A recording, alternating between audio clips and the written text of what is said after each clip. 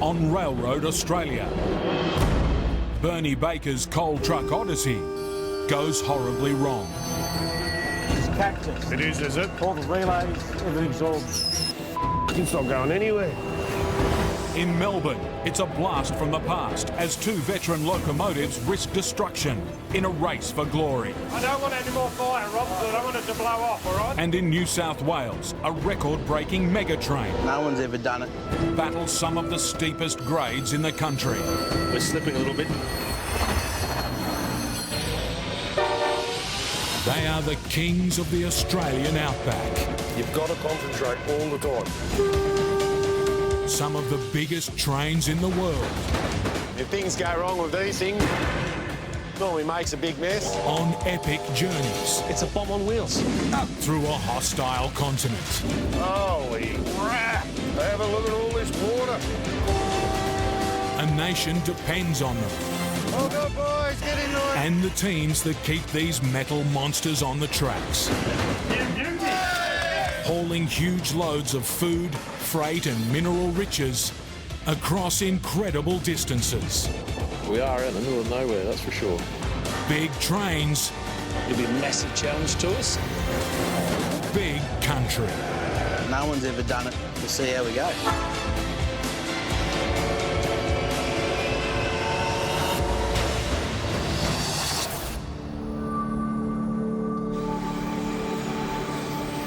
About 25 feet now. At Flinders Northern Power Station, South Australia, 10 feet.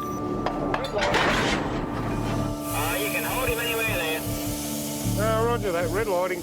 Bernie Baker and Warren Murphy are picking up 90 second-hand coal wagons, 1.6 kilometres long, to take home to Parkes, New South Wales.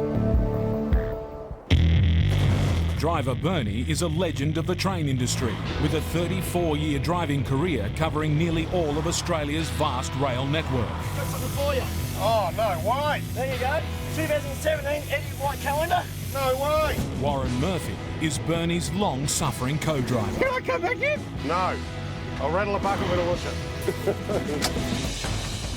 But hauling this 2,300-tonne train will push Southern Short-Haul Rail's 5 ageing diesel streamliners to their limit. We've had a little bit of a stressful morning on startup today. S317's, had issues. 302 may have issues. Maybe it's leaking so much that it's just not. It's not unfaithful. 1950s vintage equipment, very unpredictable, and at the moment we're not going anywhere. The boys' journey began over 1,200 kilometres away in Parkes, New South Wales, arriving 3 days later in Port Augusta, South Australia. Together, they've handled everything from temperamental track controllers You're not going to get out by 1/4 past. I did mention it. I didn't hear you say anything about that. to ageing equipment. Oh, no. This one's a dud. Come on. Now they must return. Back onto those 13 we've got there, and that'll give us our train for tomorrow of 90 wagons. But these Streamliner locos have never travelled so far from home. Roger that. Just waiting for the brakes to come off. Their wiring and electrics are falling apart. I think we're paying the price for bringing these old bangers this far. Can you take power so we can get amps? Over. S317's been declared a total failure. We can use S302 and we're going to nurse that going home. And 317 will have to be repaired when it gets back to New South Wales. One loco is dead and another isn't far behind. Bloody hell. Can't win a trick, can we? No. This sort of thing happening. If 2 locos go down, it will be impossible to get up the steep gradients ahead. And that's not all. It's going to be a warm one today, so with most locomotives like cars, you know, they run the risk of overheating, and we just hope that our redundancy power in the 4th unit behaves itself. The Streamliner faithful are here, ready to document what could be for them a moment in history, or a 5-engine funeral. In the heart of Melbourne, in an old rail yard, 2 metal monsters are gearing up for a race.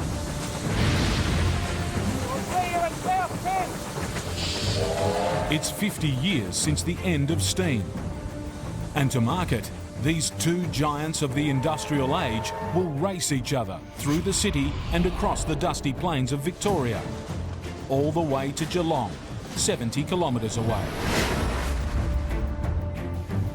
By offering passengers the ride of a lifetime, they hope to raise money and keep the legacy of the steam engine alive.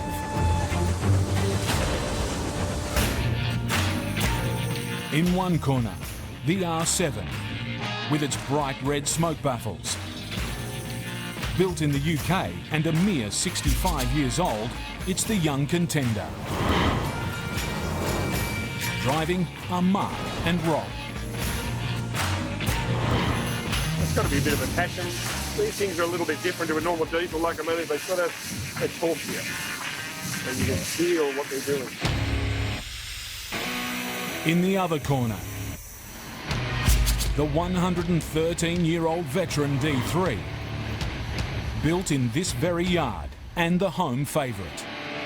We're the underdog, but everyone fancies an underdog, so I reckon we're going to go pretty good just quietly. Driving the D3 is Chris and Rod. Yeah, we'll give each other a bit of a chase down the track. Should be good. Keeping these steam engines alive and ready to race are the volunteers of Steam Rail Victoria. From rival maintenance crews, Tim and Christian are preparing different engines.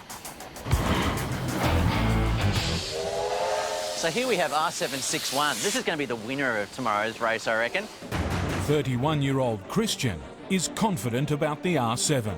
This thing was built for speed. If you have a look at these awesome 6-foot lease driving wheels here, you can see this is going to be great on sort of the downhill and the straight stretches. Maybe a little bit sluggish on the uphills.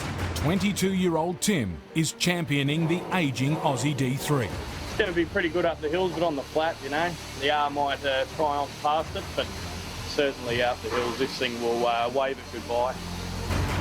But Christian isn't convinced by the D3's chances. Oh, look at the size difference. My feet can still touch the ground on that one. It's going to be a clash of the titans. The closer the race, the greater the thrill for passengers, helping to keep the steam dream alive. Who will be the victor? We've got an issue with one of our locos. It couldn't have come at a worse time for us, right in the middle of harvest. In New South Wales, Fletcher International Export's loco, the Pamela Gay, has been undergoing urgent repairs, including a whole new set of wheels. And now she's back. Geez, here she comes. That's a sight for sore eyes. And just in time. The best way to tell when the wheat's ready is the obvious thing is its colour. It's nicely browned down, and grind it up in your hands and throw it in your mouth and it just about crack your teeth. It's right to go. A record harvest is underway. The grain will go straight into Laura's chasing bin here beside us. And then from there, she'll run it over to the mother bin. And we've got 2 rate trains pulling out of that backwards and forward to Fletcher's all day. It's hit us. It's hit us real hard. This will be the biggest harvest in 10 years for us. For Sean Magnuson, it's a huge task. The farmers don't stop, header drivers, transport companies don't stop, so we've just got to keep going ourselves. The grain is piling up and Sean is running out of space. He has no other option than to attempt a record-breaking run. We'll be running the longest, heaviest train we've ever run. He has just 5 hours to have it loaded and ready to depart on its 400-kilometre journey to port in Sydney. It'll be a massive challenge to us to get over the mountains. 186 grain containers, weighing over 6,000 tonnes. There are no guarantees it'll make it. We've never taken a 6,100-tonne train over the Blue Mountains. No one's ever done it. We'll see how we go. First step, load the train. We've got 186 boxes to get on and strip the train and reload it. It's only really a 5-hour window, and we need to get it in the containers too. So it's a big job today. Wade has 3 forklifts racing to make the 5:30 departure. But just 40 containers in, Channel Mully? a forklift has gone missing. Yeah, where are you, mate? I'm just around the back of the back road if you want to come around there. Righto, mate. Be there now.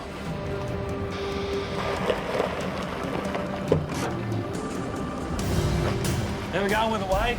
Oh, mate, the bloody spreader bars let go on this fella. Spreader bar, right, eh? So, You seen what's wrong with it, or? yeah, it's cracked. A critical part is leaking hydraulic fluid. World's let go. And this is where you stitched it up last time, wasn't it? We welded that in there. Without it, the forklift is useless. I don't know, we're not going to be able to fix it. Today's record-breaking grain run is at risk of failing at its first hurdle. Bernie Baker is about to begin the 1,200-kilometre journey home, hauling over 1.5 kilometres of coal wagons. Oh, well, this is it. Departing Flinders Power Station with our 5 units and 90 wagons, and onward to Parks. You got the handbrake? Eventually.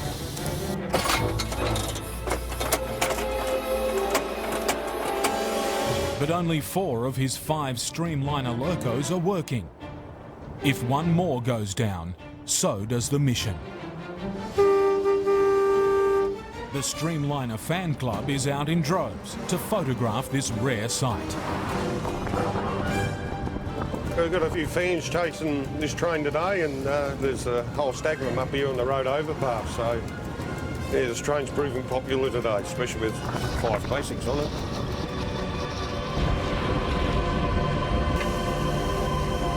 It's a memorable departure.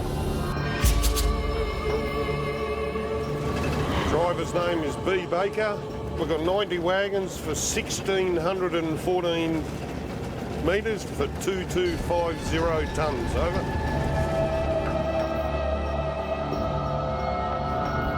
But less than 15 kilometres down the track, But I don't know why it's wheel slipping. headlines are being made for the wrong reasons. The handbrakes aren't on. Do a power test. They all three load up okay. Yeah, I was just looking at 302 again. 6,600 horsepower is pulling the wagons, but the 4 engines are struggling and the wheels are slipping. Never a dull moment on these Streamliners. But now we've got to go back and check our trailing engines before we depart here. I'll go back to 302 first and work my way forward. Warren begins the search to discover the cause of the problem. Oh, the boxes. We're struggling to get even from Stirling North to Nowie.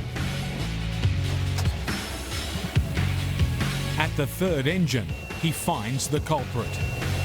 GM27 suffering some electrical and pneumatic issues, and try and get it fixed because we've already lost S317. And GM27's not playing ball, so now from 5 we're down to 3, and we're nowhere near the big grades out of Crystal Brook yet. And the news just gets worse. She's cactused. It is it? All the relays, everything's all... That's your relays, that's all your air pissing out of your relays, contactors. It's not going anywhere. You got a match? I suppose you want petrol too, do you? So there could be a myriad of problems. Could be the simplest thing from a loose wire to a lack of air supply. So it's just a matter now of just working through bits and pieces and working through issues and identifying what might be the cause to hopefully get it to power and hopefully get out of here. Bernie is running out of options. See, we've got what, 4-motor GM, B61 and 302. That's not going to get us up the grades, bro, the load. Oh dear.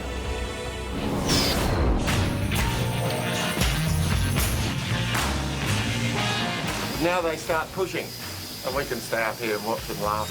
In Melbourne, Australia, Rival engineers Christian and Tim are putting the finishing touches to their vintage locos before handing them over for the big race. How we going, buddy? Go, mate. All right, pretty good. How's the old girl looking for today? Yeah, no, everything's going really well. She's pretty well right to go. He reckons the D3's got an awesome chance to win, but at the end of the day, I reckon we might just get it in there ahead of him. Chris, the fireman of the underdog D3, slips onto the rival R7 to check out its secret weapon. This engine has the sneaky advantage of having a mechanical stoker. So what we have is a giant screw that sits underneath the locomotive. It crushes the coal, it moves it forward. The coal is pushed forward into the firebox with jets of steam, and depending on the setting of each individual jet, you can decide how much coal you want and where you want it to go. So definitely an unfair advantage. On the elderly D3, Chris will have to shovel coal faster than the mechanised feeder on the R7, just to keep up. For that reason, your self-esteem is somewhat linked to what the pressure gauge is telling you, and if it's down, so are your feelings. Where the error is on the timetable is out of sunshine. Train manager Lionel is getting anxious about the time. First thing at the moment is obviously we're going to get out of Newport on time. It's a very tight schedule, so there's sort of a lot riding on this morning. The clock may be ticking, but fireman Chris finds time to feed more than just the fire. Fireman's tradition, cooking bacon and eggs on the shovel. Very important. Without this, we won't run. Both trains now move up to the start line at Melbourne's Southern Cross Station. The passengers are keen to get going. You right? Lionel and his team are struggling to get them on board as the departure deadline looms closer. If we don't get out on time, it's one of those things we've got to sort of sit and wait for another spot on the network, and we don't want that today. Finally, it's time for the great race to start. And it's on.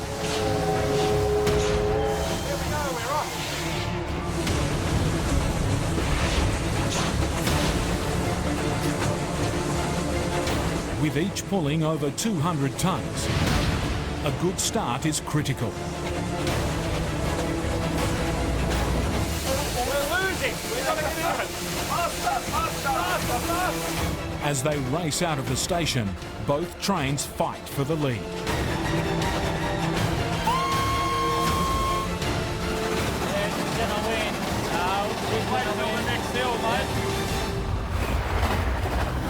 But suddenly, the R7 is in trouble. I don't want any more fire, Rob, because I don't want it to blow up, all right? Producing more smoke than steam, Too much black smoke. its race might already be run. It's starting to go backwards.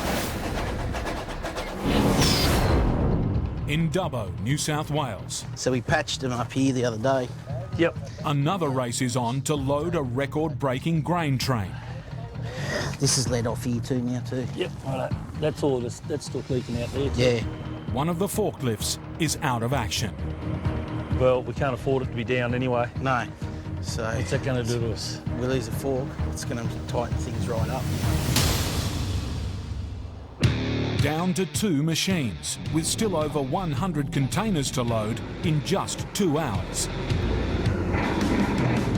We'll just keep going as hard as we can, and hopefully we'll get there.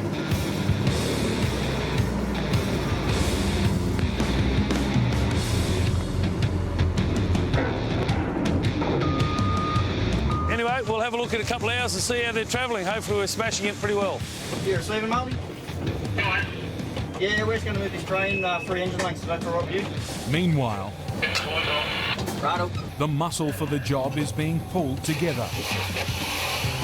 4 locomotives are shunted into position, each one delivering over 4,000 horsepower.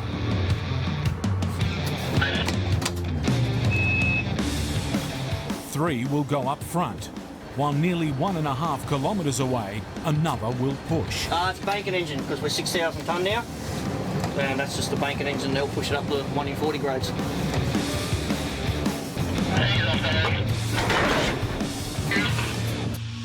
The train is taking shape, but the remaining 2 forklifts are losing the battle against time. You on channel, Beav? Yeah, mate. How many more boxes you got to go? Wagons? Just hang on, I'll have to count them. What, about 20 or?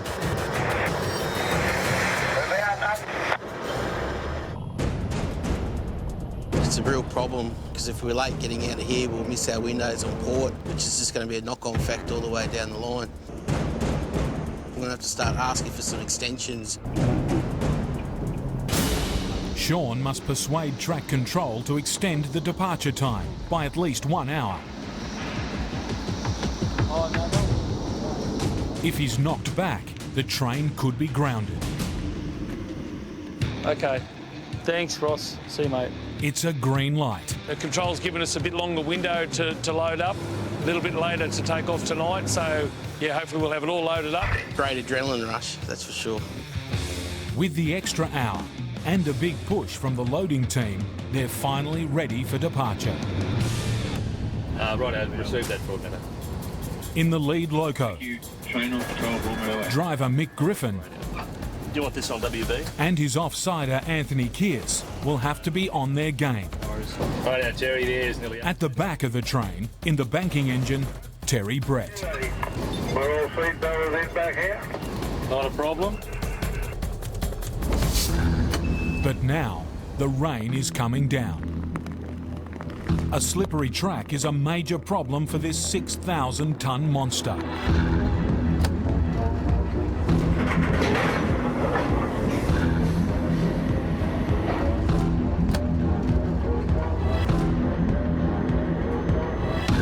Over 1,200 metres of train is now on the move.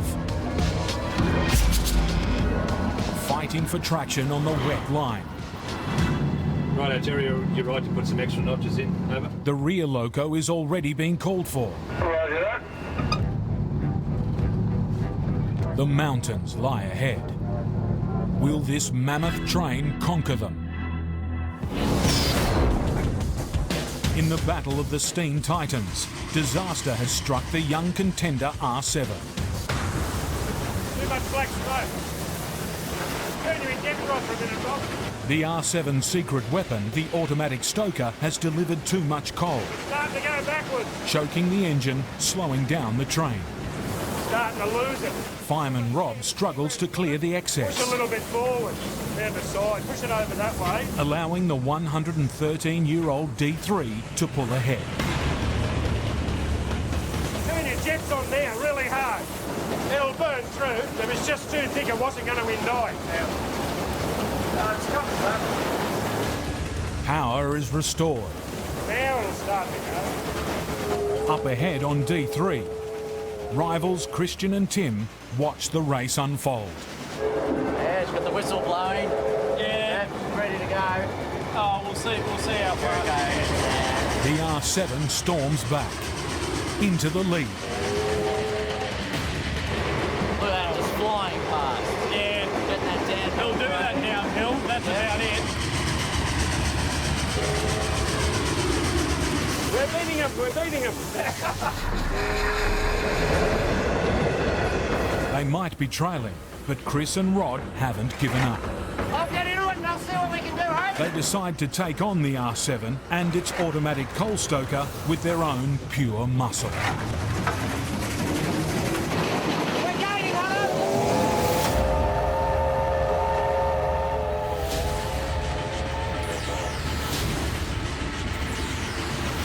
Chris's extra efforts pay off. They're back in the lead. But pushing the old D3 to its limits takes its toll. Is that one working, Rod? Yeah, Voice is blowing through. The 113-year-old locomotive has a problem that could destroy a lot more than its chances of winning.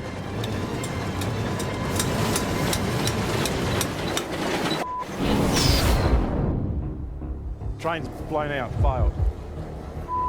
We struggled from Stirling North to here. There's no way you're going to attempt Crystalbrook to Hillgrange. Bernie Baker and Warren Murphy are stranded on a railway loop over 1,000 kilometres from home. 2 out of 5 of their classic Streamliner locos are dead on the track. S317 was a failure yesterday. GM27 is a failure today. An S302, well, yeah, a bit dodgy. They must decide whether to drag their locos back to where they came from or stay put and wait for help. 3 options. Call an electrician out from EDI Port Augusta to try and fix GM27. Hire a loco from somewhere. Yep. Option 3 is to run around, light engine to Port Augusta workshops, home pads. The wrong decision could delay the whole job for weeks. We're going to be stuffed because we're going to be over our hours getting to Broken Hill. We'll fly over next week or something. It's decided the best option is to head back to Flinders Power, where they picked up the 90 coal wagons they have in tow. Back to Port Augusta? Back to Flinders Power, back to the Balloon Loop stable, locos to Port Augusta workshops. But their plan is short-lived. Why can't we run around the rake in Flinders Power and pull it out? Because their McMahon's are doing deconstruction work.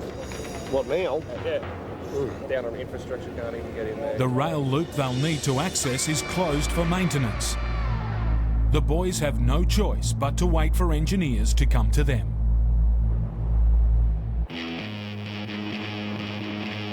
I might go over here and get more water. As always, Bernie Baker turns his frown upside down. It's time to play. There's this. What do train drivers do on their day off? They weren't. Photograph trains. Photograph trains. This is Yorkeys Crossing in South Australia. Every day, mega trains wind their way through this landscape. It's a mecca for train spotters. But the beauty about Yorkeys is it's on the big S-curve, so you get the whole train in the one shot. And the Flinders Range is behind it. It's just a beautiful spot in a beautiful part of the world. As far as trains go, Bernie's photographed nearly every major train in Australia. But there is one that's eluded him. I'm just waiting for 3MP1 now. It's an Horizon train. Looks like it's got a couple of 6000s on the front, I think, which is good. So it's added a bit of variety this afternoon. Now it's time for the critical shot. Here we go. I'm struggling. You can hear the trains approaching. You know, the sound, it just travels through the rail as they squeal around the bend in the curves in the track. Here we go. It's now or never.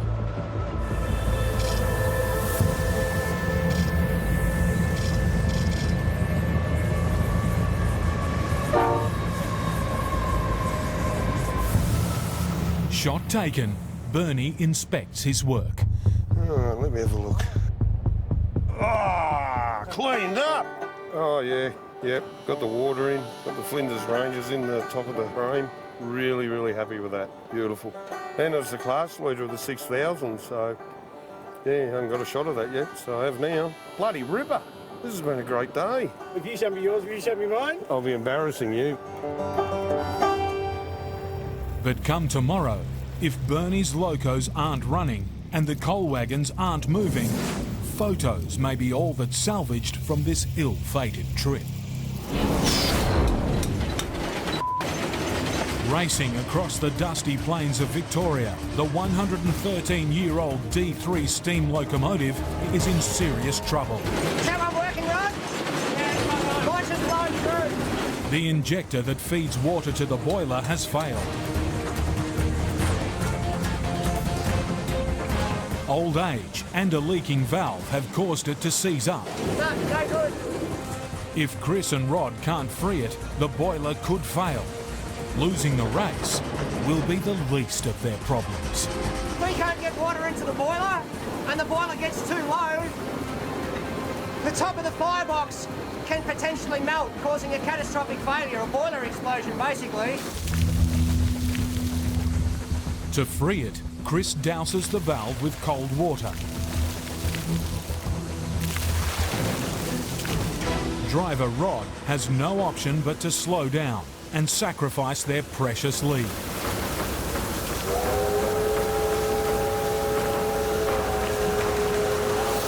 Mark, in the R7, senses victory.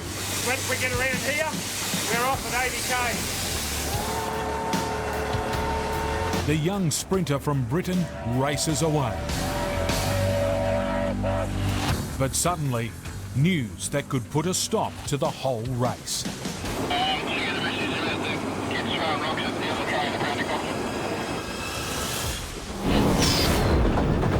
In New South Wales, wet weather has brought the record-breaking grain train to a crawl.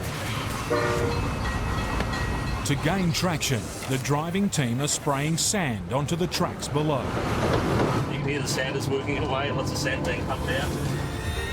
A bit of jolting as it tries, as the wheels are trying to go around. 50 k's into the run, and the train hits Wellington. An historic town not built for modern monster trains. The 1.2 kilometre train is longer than the town itself. Well, as you can see now, there's traffic banked up just about everywhere through Wellington. So. And many of the locals are getting a good long look at it. And we won't be very popular, mate. Up ahead, Anthony spots something, but the rain is making it difficult to see.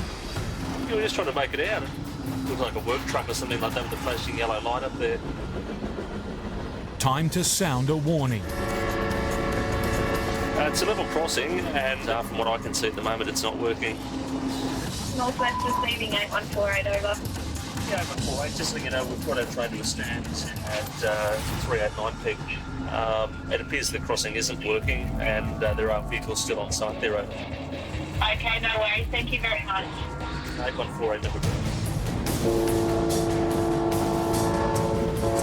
As they inch forward, they finally see what's happening.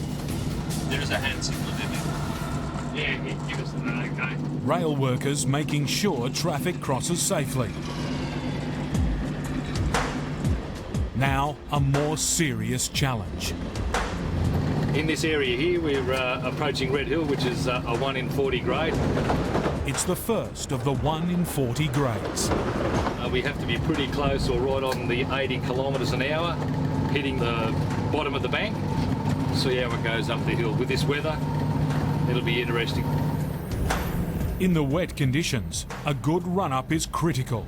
It's starting to drop now as we bite into the grade. The train is losing momentum.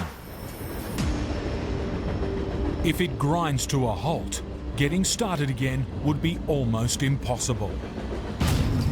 Yeah, it's nearly 10 k's under a normal speed, mate. Anyhow, we've got down to 14.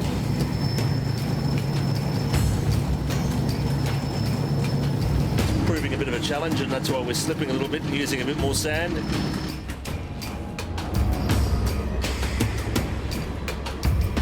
We normally come up here around the 23, 24 kilometre mark, so we've dropped 10 kilometres an hour. We've been sanding for a fair while, which keeps your traction going. The 4 locomotives are giving it everything.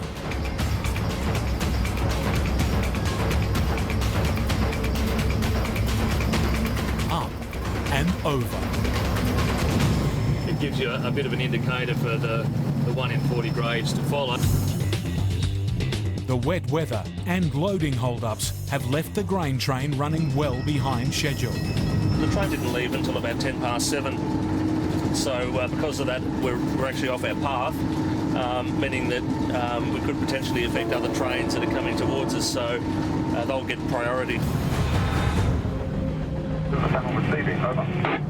It's another train here. With the train up ahead, the grain train has to pull over. This is a bit of a setback, but hopefully the other guy's not too far away and we can get going again, but it's not good. But 2 of us can't be heading on the same piece of track, so one of us has got to wait. A long stop now, and the grain train could miss its port deadline. We can't win. We got the bigger engine. In the last stages of the clash of the Iron Titans, the British R7 is well ahead of the home favourite, the Australian D3. So far, so good. But suddenly, the whole race is in jeopardy. Yes, Graham, go ahead.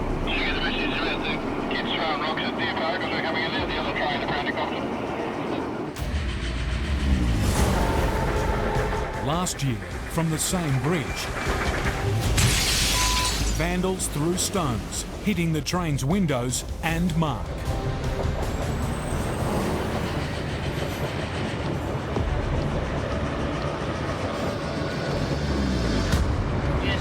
eye on that side, guys, for these rock throwers, please. Christian and Tim put their friendly rivalry aside to keep a watch out for missiles. No one there. It always concerns me how someone wants to sort of try and spoil the day by throwing rocks at trains. I just don't understand it. With the race back on track, the young contender, the R7, is certain of victory.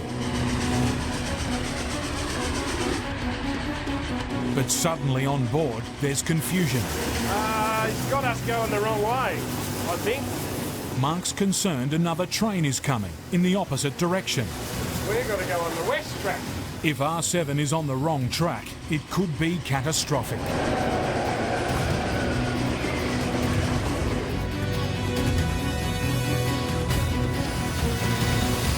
All we can do is wait. Mark stops. How we going there? Any sign of it yet? It's a false alarm. D3 powers past. Better safe than sorry, but the lead is gone. Put your injector on, Rob. The R7 struggles to get going again. The slight delay is just enough to give the old Aussie D3 the edge.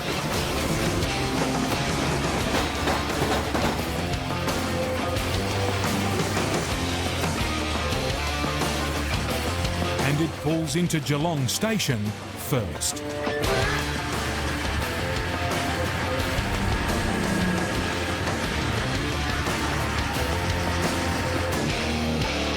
We won.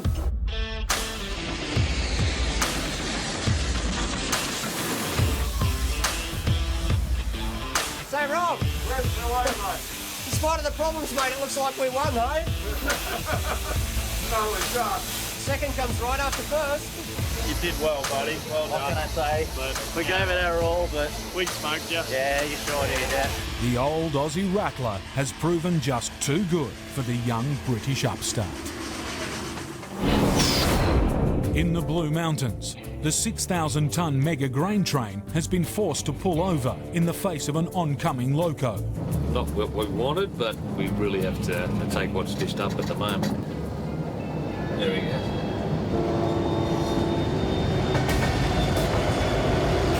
At last, they make it back onto the main line. I said 5 minutes down there, the relief crew's waiting at our changeover point at S-Bank there. We'll get off, the other guys will get on. With 150 k's still to go, the relief crew need a clear run to make it to the port in time. All done. It's all down to driver John Tiernan and his offsider Philip Davis. The biggest train ever to have crossed over the Blue Mountains must now make it safely down. The next challenge is, of course, descending from Katoomba downwards, especially in these sort of conditions. It's fairly wet and slippery. This is basically the top of the Blue Mountains. Now's where we start to descend down the steep part of sort of the mountains towards Penrith. Goes down as steep as 1 in 31. A lot of 1 in 33 grades. John must be careful when braking not to lock up the wheels and slide out of control. There in these conditions we won't be able to use our full range of dynamic brake, so there's a lot more air brake involved. And, yeah, a bit slippery there.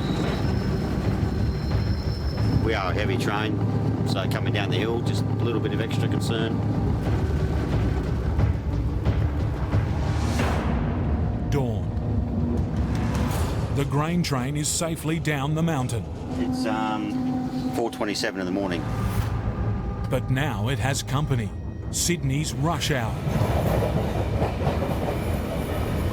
Now you got all your people in Sydney, like the builders and that sort of thing, and construction workers. Carefully, they negotiate their way through the city. It's a bit scary, yeah.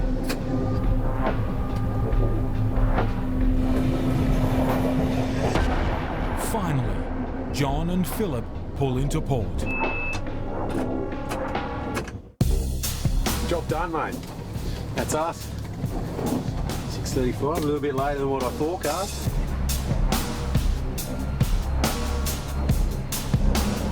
Now, port workers can start loading the Megatrain's 62 wagons worth of grain onto this ship, bound for China.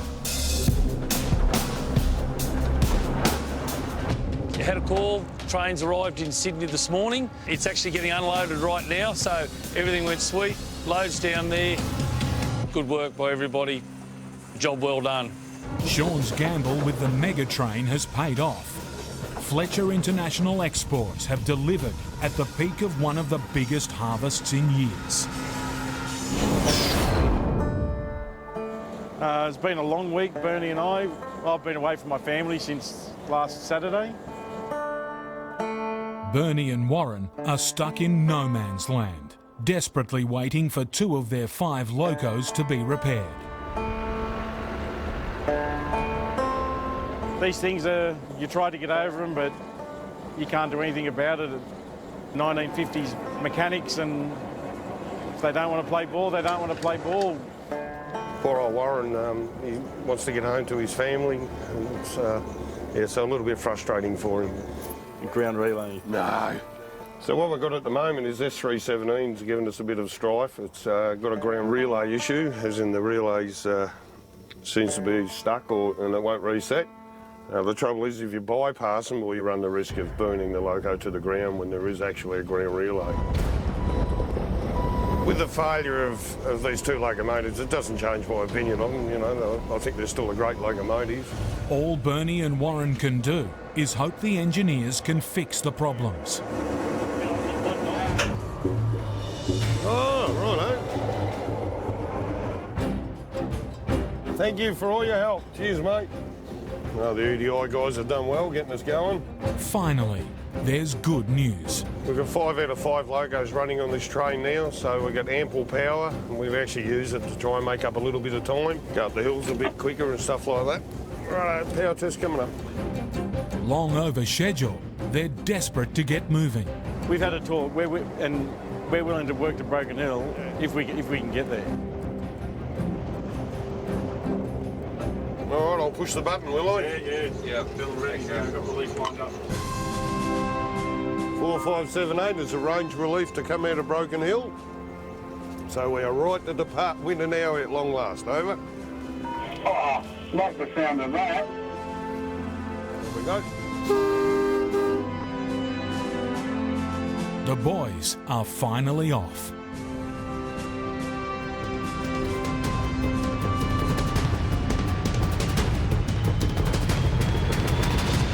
And so are the alarms. Again. We've just left Wyndon now and we've got alarms going off. I don't know what's going on. Who gives a about streamliners? You'd rather have reliability.